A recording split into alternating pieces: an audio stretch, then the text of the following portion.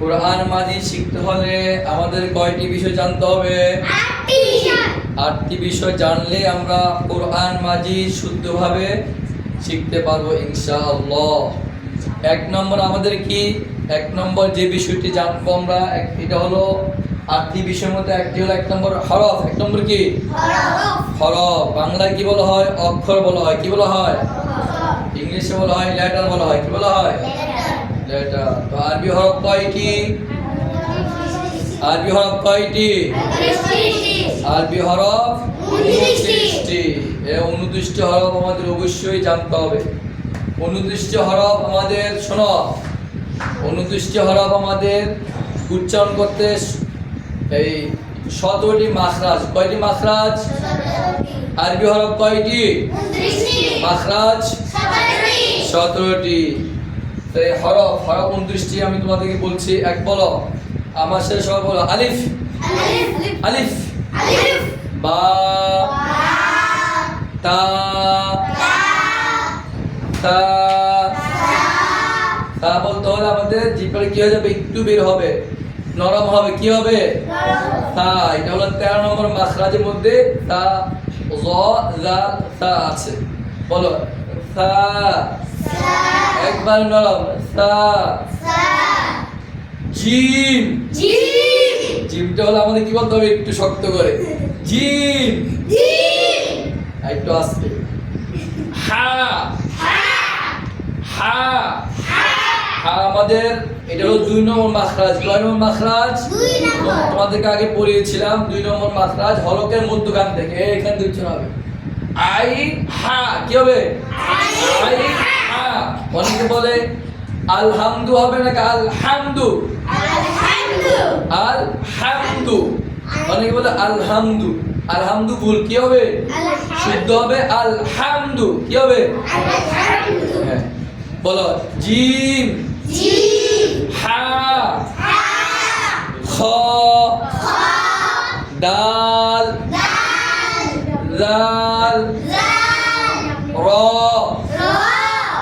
জা। জাটা শক্ত হবে। কি হবে? জা শক্ত হবে আর লাল নরম হবে। বলো জা। সিন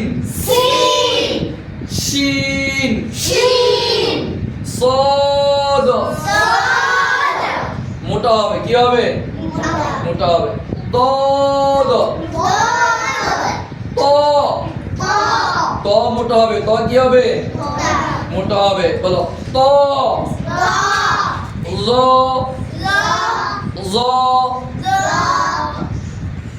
আইন। একটু চাপ দিয়ে বলো সবাই, একটু চাপ দিয়ে। আইন গইন ফা। খেয়াল করো সবাই। ফা কফ কফ কাফ লাম মিম নুন ওয়াও হা হা হামজা ইয়া। এই আরবি হরফকে প্রথমত 3 ভাবে পড়া যায়। কয় ভাবে?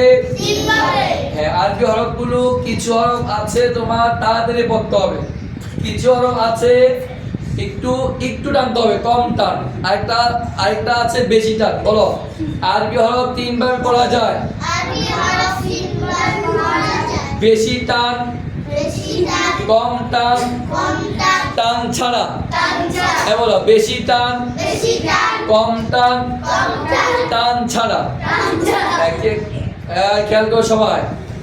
বেশি টানের মধ্যে শোনো, যেগুলো টান হবে না এরকম হরফ 2টি। কয়টি?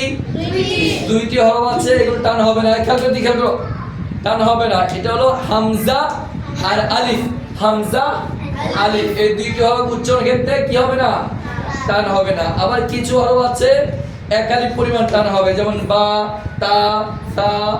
হ্যাঁ, তারপরে ফা ইয়া, এগুলো হবে একালিফ পরিমাণ টানতে হবে। আর একটু বেশি টানতে হবে, যেমন দাল জাল সিন শিন সদ। এগুলো তো আমরা জানতে পারলাম আরবি হরফগুলো প্রথমত 3 ভাবে পড়া যায়। কয় ভাবে?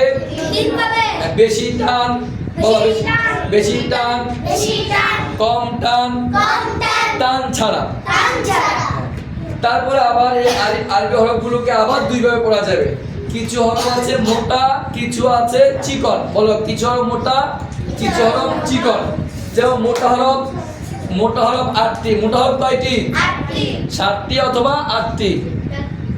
যেমন এই খেয়াল করো, যেমন খ হরফটি মোটা হবে। কি হবে? মোটা হবে।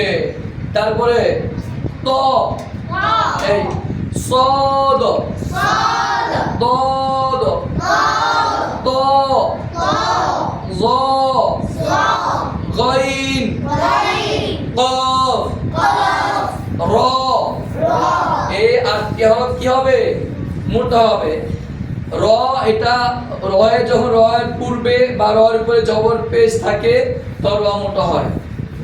আর আবার আরেকটা আছে লাম। লাম শব্দটা কি হয়? অনেক সময় মোটা হয়। কি হয়?